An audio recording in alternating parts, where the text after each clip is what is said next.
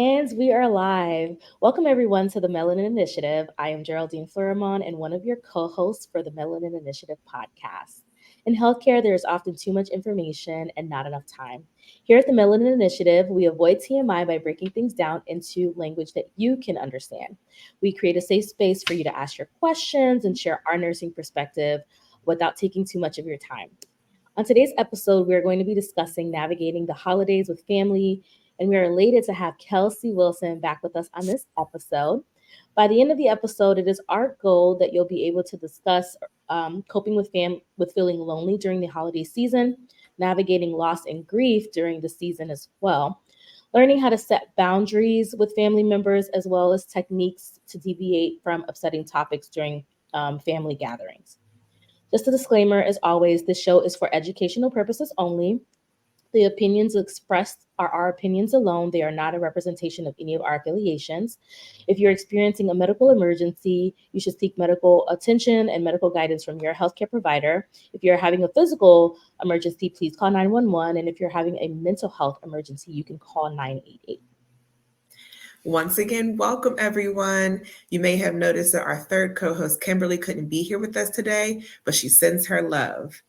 So, Kelsey, for those listeners not familiar with you, briefly share with the audience what you do for a living and what a visit with you is like. Yes. Thank you so much for having me on. It's a pleasure to be back. Um, my name is Kelsey Wilson. I'm a licensed clinical social worker. I have an online private practice providing therapy services to individuals across the state of Virginia. Because my services are telehealth, clients can have therapy from the comfort of their homes, which is a really great perk.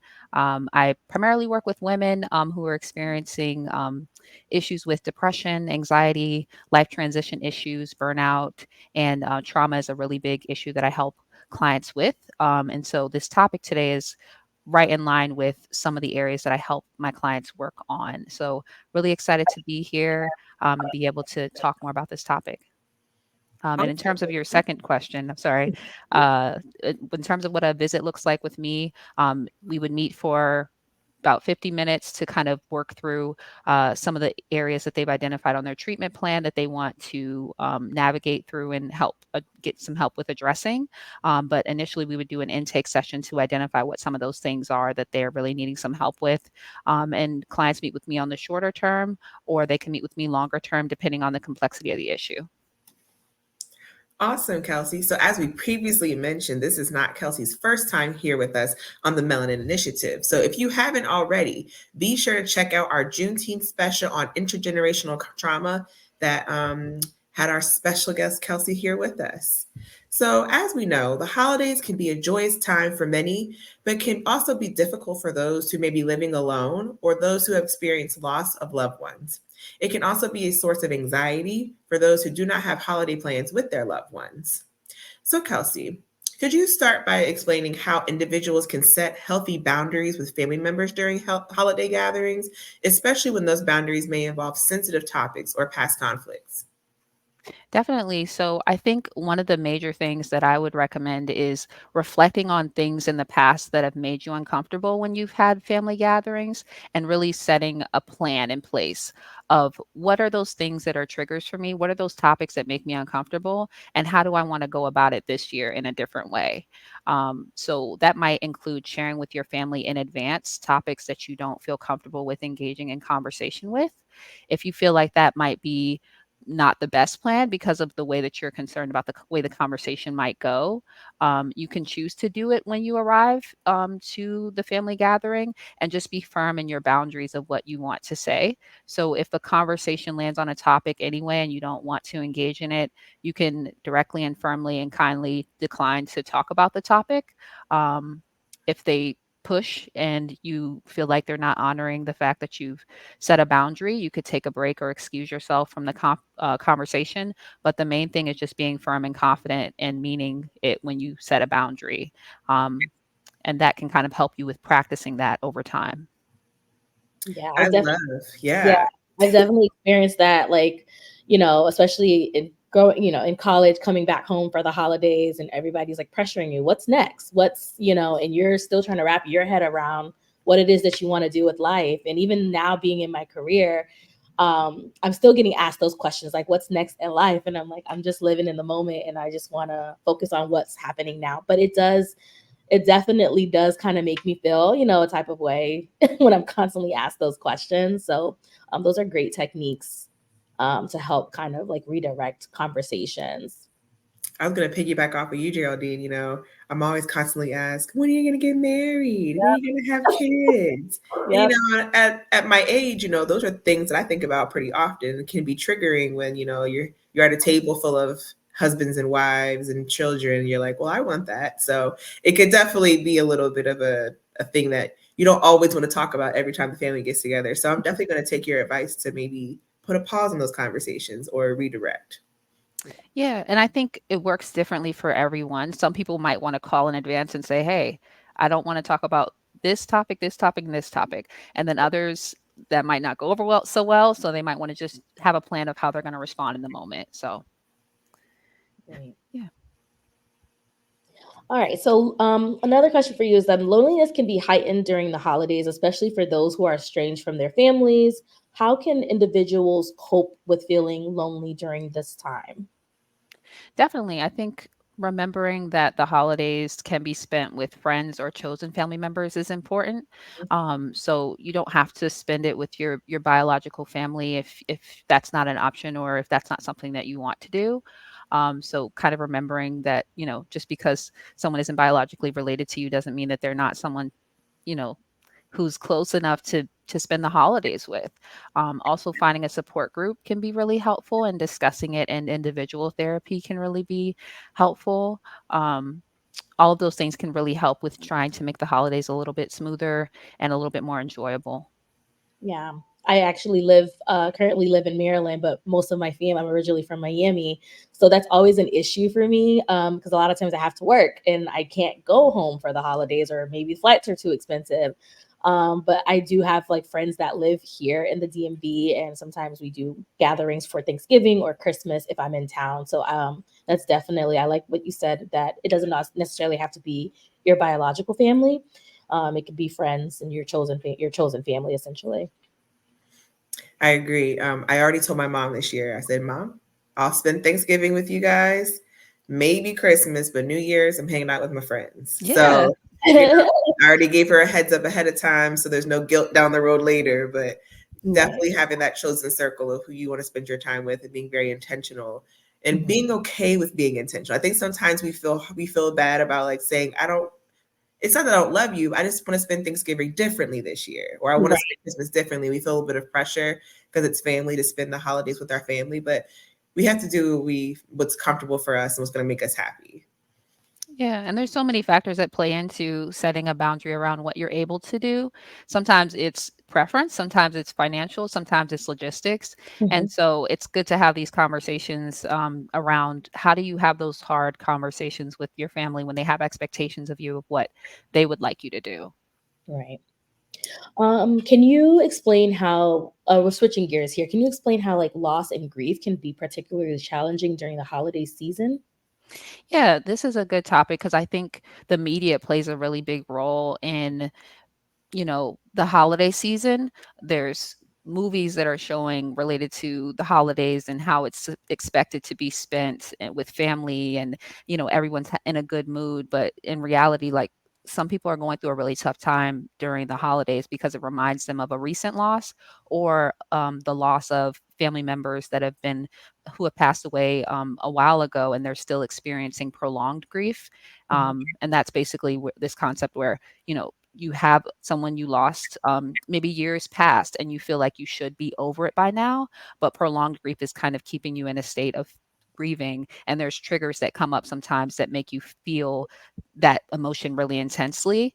And culture can play a role in that, and just personal, you know, time frames of when you are processing the grief. And so, for people who are going through that, I just want to say, if you do need to talk with someone and go to therapy to kind of work through those grieving feelings, there's nothing wrong with that. Please do pursue that if that's something that you need. I think this topic hit home, especially for me. I actually lost my grandmother about 3 months ago. So this will I'm sorry. be my first holiday season without her. And usually our family, she was the matriarch. So our family got together at her house and did all the things. So I was actually really intentional with my family this year and said, hey, let's spend Thanksgiving at my house this year, just so that we're all together and kind of just still feel like we're doing the same things, although she's not here with us. So that was kind of our way of coping. She's not here, but we're going to pretend like she still is. Yeah. I'm sorry for your loss, Leisha. Thank you. Yeah, so sorry for your loss. And happy to hear that you're still finding ways to create like new traditions with your family and still spend time together. Of course, yeah, it's very important. So, on that note, what are some healthy ways people can cope with grief during the holiday season? Yeah, I think that some ways that people can cope with grief in a healthy way is to create new traditions, like we just talked about, having a schedule of activities and like self care plans that you want to make sure that you engage in. And if you are experiencing the loss of someone or you want to honor the loss of someone that you have in your family, just coming up with a way to do that in advance can really make you feel good. And then just taking care of yourself and honoring your feelings because I think sometimes people during the holidays they feel like they need to suppress their emotions and feel guilty around feeling sad, and it's like it's okay to just feel the emotion, but then try to do some things to try to make yourself feel better as well. Okay. All right. So many people experience increased stress and anxiety during the holiday season. What strategies can help? Because I know we've been talking about loss and grief and feeling sad, but like anxiety is a big part of it as well. What strategies can help people manage these feelings of stress and anxiety? Oh, definitely. So I would say like engaging in hobbies can really be helpful. But one of the topics that I wanted to talk about today was is meditation Mhm. specifically. There's a lot of breathing exercises that people can participate in that can be really helpful. There's this mindfulness technique called the 5 4 3 2 1 technique. And it's basically where you acknowledge 5 things that you can see around you, 4 things that you can touch around you, 3 things that you can hear, 2 things that you can smell, and 1 thing that you can taste. And that really hones in on your senses and brings you back to a grounded place. So I would encourage anyone who hasn't done the 5 4 3 2 1 technique to look it up on YouTube and just try to practice it on your own. And if you're feeling anxiety, it can really help bring you down. Um, as well as if you're having issues with anxiety and it's impacting your sleep. You can try to count down from 100 to 0 to try to channel those intrusive thoughts that are really bothering you and kind of bring you down to a relaxing place. Or just doing CBT exercises, which is cognitive behavioral therapy, challenging the intrusive thought that pops into your head and coming up with an alternative thought that's helpful and true. Thank you. I've never heard of that 5 4 3 2 1 technique. I'm definitely going to go on YouTube and look that up. That sounds Yes, like a definitely. very helpful technique. Yeah. Awesome. So you've already touched on some relaxation and mindfulness practices that can be helpful. But beyond the holiday season, how can individuals continue to cope with grief and maintain healthy boundaries in their family relationships throughout the year?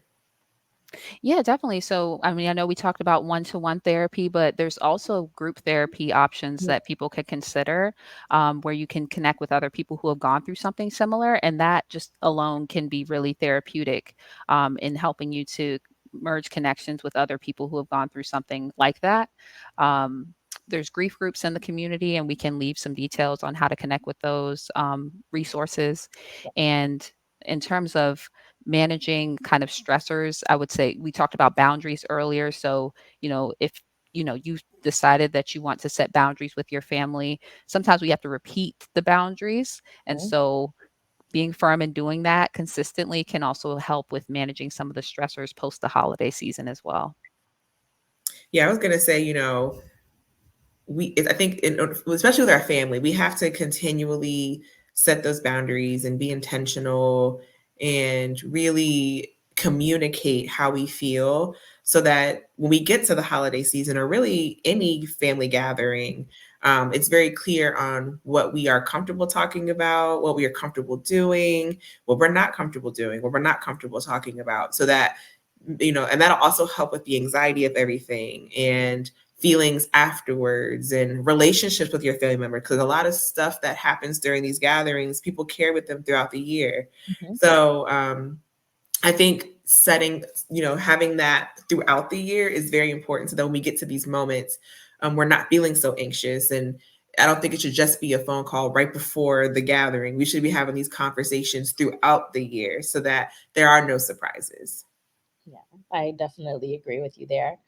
And then speaking of which, so after the holidays, some people may experience a sense of letdown or even stress, especially, you're kind of at this high when you're going through the holiday seasons. And then when it's all over, you kind of feel sometimes relieved, but then also sometimes sad. How can individuals practice self-care in the aftermath of holiday season?